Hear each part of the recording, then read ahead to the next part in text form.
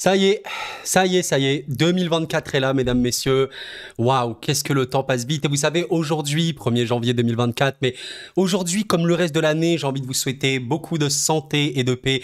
J'aime pas trop attendre, si vous voulez, le tout premier jour de l'année pour vous souhaiter tout ça, parce que c'est tout au long d'une vie, en vérité. Et oui, je sais que pour certains, même pour beaucoup, une nouvelle année signifie aussi repartir de zéro. Et si ça vous permet d'être au mieux, eh ben, je vous le souhaite sincèrement. Mais voilà, mes messages, c'est vraiment, vraiment la santé et la paix, la santé, parce que sans santé, qu'est-ce qu'on a concrètement? On ne peut littéralement rien faire. Et la paix, parce que, si vous voulez, je considère que quand on est en paix intérieure, avec soi-même, avec les autres, avec les gens qu'on aime bien, avec les gens qu'on aime moins, etc., avec tout ce qui nous entoure, ben, en fait, cette paix te permettra de faire après le reste. Ce sera à toi qui as les clés en main de faire le reste. Voilà, la réussite, les relations, etc.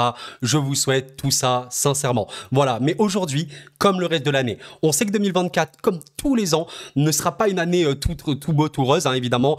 On pense vraiment aux gens aujourd'hui qui sont en souffrance tout au long de l'année. Aujourd'hui, on est le 1er janvier, mais il y a des gens qui sont en souffrance, qui vivent des situations très compliquées de par le monde. Il y a des gens qui sont seuls. Bref.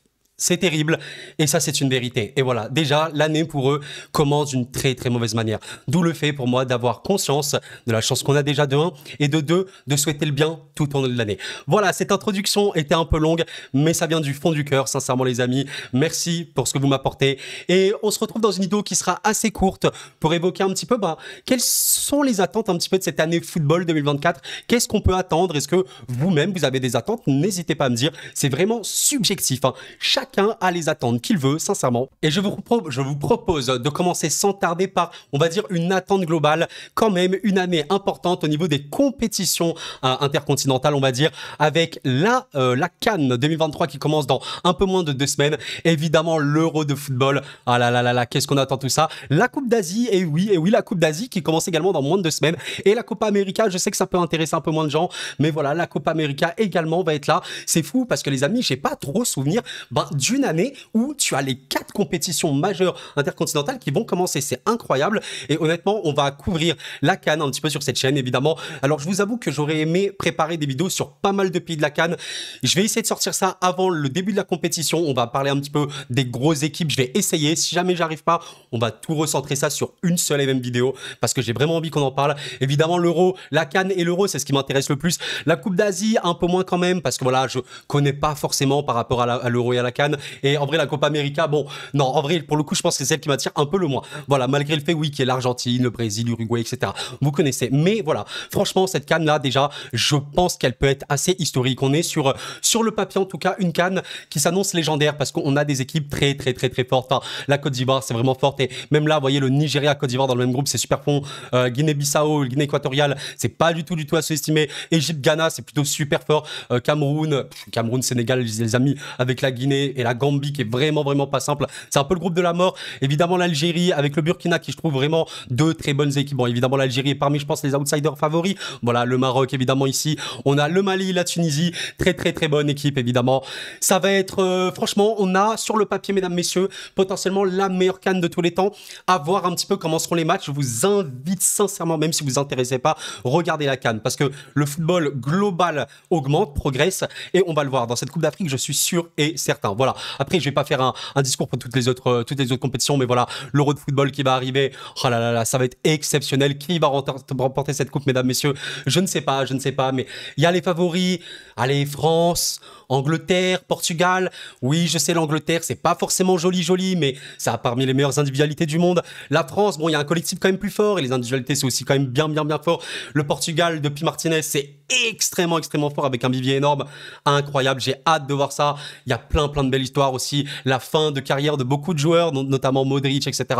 Ça va être fou, mesdames, messieurs. Voilà, c'est un peu pour ma première attente de l'année. Qui va remporter ces compétitions? Je vous pose la question, qui sera champion d'Afrique? Qui sera champion d'Asie? Qui sera champion d'Europe? Qui sera champion d'Amérique? Franchement, n'hésitez pas à me dire. Ça va être fou, ça va vraiment être fou. Allez, j'ai une autre petite attente, une attente que peut-être on voit pas trop comme ça, mais je vous rappelle quand même qu'on est sur l'année 2023 était un peu une grosse fin d'air pour, vous avez des joueurs ultra mythiques, ultra connus, Messi, Ronaldo, c'est terminé, ils ont quitté l'Europe, les Zlatan, voilà, il y a eu beaucoup de joueurs qui sont terminés, Lewandowski va bientôt terminer, Benzema c'est quasiment terminé, ils ont tous quitté l'Europe grosso modo, à part Giroud, il a un petit peu là et tout, mais voilà, on parle de très grosses légendes. Et du coup, maintenant, automatiquement, il y a la nouvelle génération, mesdames, messieurs. Et c'est exactement ce dont j'ai envie de parler, mesdames, messieurs. Qui va remporter le fameux Ballon d'Or, mesdames, messieurs? Je pense que les trois joueurs, j'ai quand même mis Mbappé, Haaland, Bellingham, parce qu'il me semble être les trois joueurs avec le plus de chances de remporter ce Ballon d'Or. Avec, voilà, on peut quand même rentrer, je pense, Vinicius dans le débat, avec Foden, pourquoi pas. Mais je pense qu'actuellement, à l'instant T, ces joueurs-là de la new gen, ils sont très bien partis. Bon, ils jouent dans les meilleurs clubs du monde, quand je dis les meilleurs, c'est-à-dire les équipes les plus fortes, les plus valuables, auxquelles PSG doit beaucoup progresser, mais vous voyez ce que je veux dire par là. Et franchement, ça peut être super intéressant. C'est quoi votre feeling par rapport à ça? Je me dis que Bellingham a un avantage assez certain, il joue au Real Madrid, on sait que c'est quand même le club le plus prestigieux et le plus historique du monde, hein, littéralement, d'Europe à minima. On a quand même un Bellingham qui est exceptionnellement bon et en fait impactant, surtout dans son collectif. Haaland, pour moi, va avoir un très gros problème, c'est qu'il ne joue pas l'Euro. Ça me semble quasiment impossible. En fait, comment vous dire? Haaland, on a vu hein, ce qu'il a fait la saison précédente. Il n'a pas gagné le Ballon d'Or. C'est affreux, hein, voilà. C'est très dur pour lui. Comment il peut gagner le Ballon d'Or? S'il fait la même saison en regagnant la Ligue des Champions et tout, comment il peut? Si l'Angleterre ou la France gagnent l'Euro, c'est impossible. C'est littéralement impossible. Donc en vérité, les amis, je partirai réellement sur Mbappé ou Bellingham. En réalité, je pense que ce sont les deux joueurs avec le plus de chances voilà, de gagner. France contre Angleterre. Oh là là, les gars, c'est si on a une finale France-Angleterre à l'Euro avec, mesdames, messieurs, j'ai quand même oublié de l'évoquer. Attendez, El Mister, évidemment, Harry Kane. Mais là, j'évoquais surtout la nouvelle génération, les nouveaux joueurs. Mais Harry Kane, évidemment, un des prétendants au Ballon d'Or parce que s'il fait une énorme compète avec le Bayern en Ligue des Champions, il te gagne le titre en Bundesliga, il gagne l'Euro. Donne-lui le Ballon d'Or, quoi. Enfin, je veux dire que c'est mérité aussi pour son immense carrière. Et voilà, même si j'aimerais bien qu'il gagne des trophées, quand même, ce très grand joueur. Mais voilà, dans les nouveaux joueurs, t'as vraiment ces joueurs-là. Et il y a aussi vous savez, les néo joueurs. On peut dire un petit peu les Warren Zaïre-Emery, les Hendrick, les Lamine Yamal. Franchement, ça sera intéressant de voir un petit peu comment ils vont grandir. Et c'est vraiment une attente de cette année. Dites-moi un petit peu ce que vous en pensez. Mais c'est drôle parce que chaque année, on découvre des joueurs. Et aujourd'hui, vous voyez, il y a des joueurs qui sont un peu inconnus. Et en fin d'année, on se dira, ah, purée, mais en vrai, lui, il a vraiment un potentiel. Il va peut-être devenir une des grandes stars. On sait pas. Hein.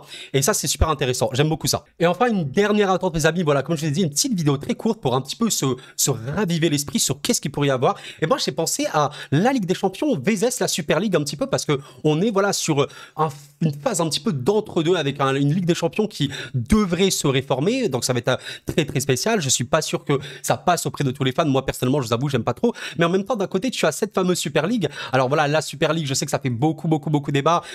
C'est pas forcément le bien pour le football, mais si vous voulez, on est dans une situation très complexe parce que en même temps, tu as l'UEFA, la FIFA, un petit peu tout ce que tu veux, ultra méga puissante et qui peut faire un petit peu ce qu'elle veut.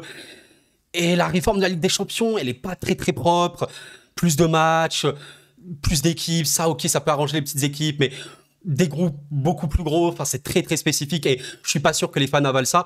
Et en même temps, tu as la Super League qui se veut être une alternative, mais tu vois que dans les faits, créer ça contre l'UEFA, c'est pas possible. Tu as quasiment tous les clubs, à part le Real et le Barça, qui sont contre. C'est compliqué, donc ça sera intéressant de voir ça. Et dites-moi un petit peu ce que vous en pensez. Je pense que en l'état, la Ligue des Champions pourra partir sur un nouveau format. Mais j'ai un instinct, je sais pas, j'ai un petit pressentiment qui me fait dire que ça va revenir sur un petit peu sur quoi on a l'habitude aujourd'hui. J'ai du mal à imaginer l'UEFA vraiment mettre la nouvelle Ligue des Champions. Certes, c'est pour avoir plus d'argent et tout, mais à un moment, ça va pas passer, quoi. Et on aura un nombre de matchs, encore une fois, hallucinant. Hallucinant, les amis. Sincèrement, c'est abusé et j'espère quand même que on va pouvoir rester sur ce format-là qui est déjà très correct, qui offre aussi du suspense, ok. Voilà, il peut avoir des surprises et c'est quand même très bien. On a notamment vu Copenhague cette année, magnifique. Voilà, vraiment très courte vidéo, les amis, histoire juste de vous partager un petit peu mes vœux de santé, de paix et de tout le reste, sincèrement. N'hésitez pas à me dire qu'est-ce que vous attendez, vous, particulièrement. J'aurais pu évoquer également, vous savez, les championnats européens parce que il y en a plein qui sont incroyablement serrés. Cette année, c'est fou, vraiment. La première ligue, déjà, la première ligue que Manchester City écrase à peu près tout le temps, elle est serrée. On a la Bundesliga avec Leverkusen qui peut potentiellement gagner. Girona en Espagne, c'est incroyable. La Serie A, bon, il y a quand même l'Inter qui est bien en avance, mais attention, la Juve n'est pas loin. Et bon, la Ligue 1, allez, tu as quand même le PSG qui est en avance, mais il y a une très très intéressante course à l'Europe, avec notamment à Brest qui est arrivé par là. Tu as potentiellement Reims, on sait pas, et une course au maintien toujours intéressante. N'hésitez pas à me dire ce que vous en pensez globalement de cette année. Vous attendez quoi? Vous supportez qui à l'Euro? Vous supportez qui à la CAN? Je sais qu'il y en a qui ont double, triple nationalité. N'hésitez pas à raconter tout ça en commentaire. Quelles sont vos attentes? Voilà, quelles sont vos attentes? C'est subjectif, les amis, tout simplement. Bref, je termine cette vidéo encore une fois par vous souhaiter le meilleur. Sincèrement, plus que jamais, prenez soin de vous. Prenez soin de vous. Si vous n'allez pas bien, je vous souhaite vraiment le mieux. Essayez de relativiser au max. Je sais que c'est que des mots, c'est simple à dire, mais c'est aussi nécessaire pour pouvoir avancer. Faites-vous une petite place dans ce monde. Avoir un but dans ce monde, c'est quand même un truc important. Et voilà. La paix sur vous, sincèrement la paix sur vous, et on espère voilà que cette année sera bonne pour le football parce qu'on traite de football sur cette chaîne, qu'on aura une très très grande année, et voilà, et que globalement il y a un peu plus de paix dans ce monde-là, même si pour le coup ça me paraît un peu plus compliqué. Bref, merci les amis, c'était Corom et la paix sur vous.